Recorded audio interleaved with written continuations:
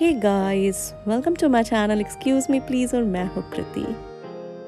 आज आपको लेके जा रही हूँ कोणार्क, या जिसे चंद्रभागा बीच भी कहते हैं।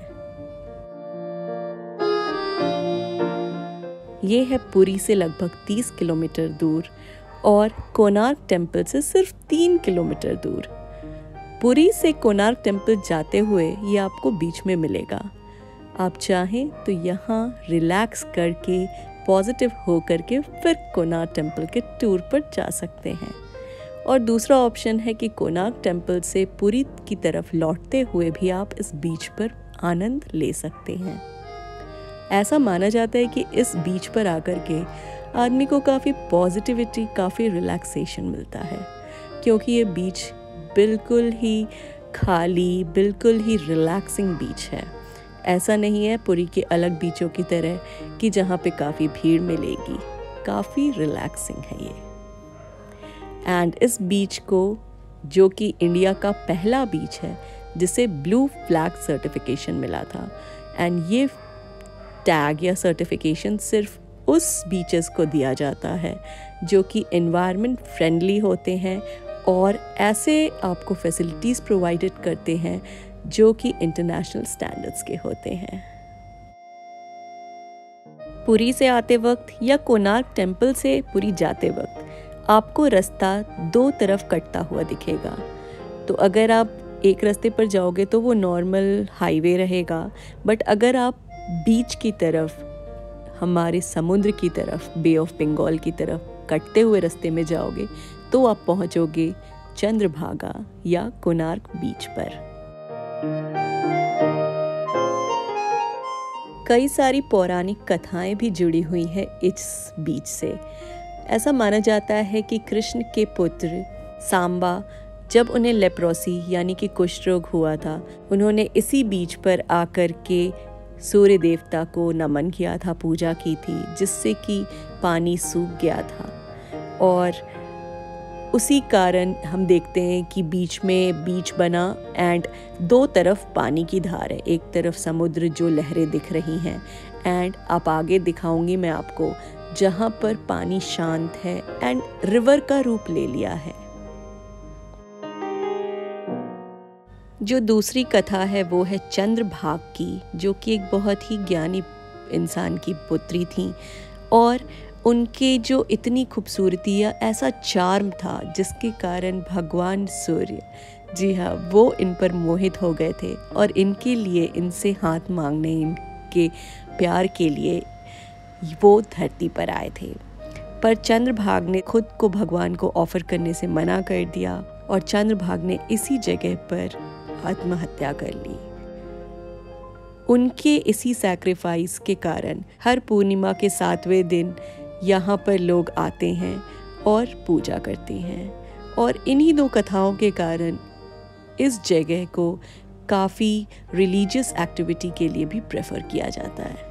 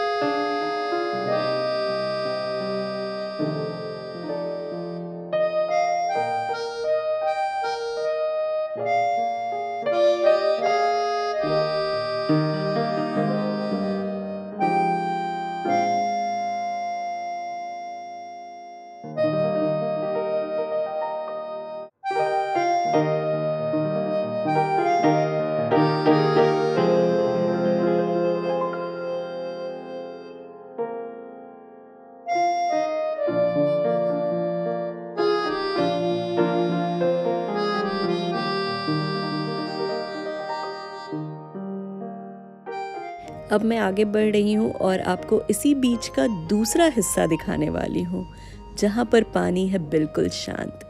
अभी आप लहरें देख रहे थे, पर आगे मैं आपको दिखाऊंगी एक शांत रिवर के जैसा पानी, जहाँ पर वाटर स्पोर्ट्स होता है, जहाँ पर पूजाएं होती हैं।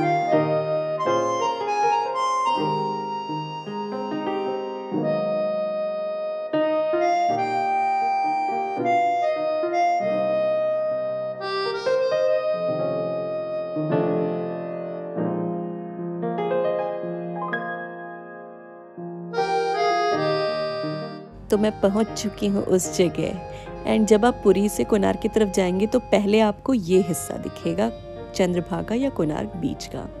दूर पर आपको रेत दिख रही होगी, वो है बीच।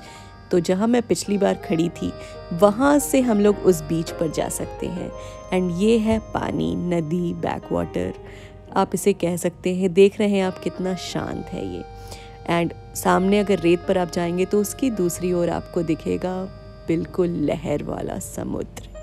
एंड ये जो जगह है यहाँ पर काफ़ी वाटर स्पोर्ट्स होती हैं, बोटिंग हो, स्कूटर चलाना हो, सब कुछ होता है यहाँ। तो अगर आप एक एडवेंचरस टूर करना चाहते हैं तो इस बीच पर आएँ, यहाँ के इम्पोर्टेंस को समझें, रिलैक्स करें और वाटर स्पोर्ट्स का भी मज़ा लें।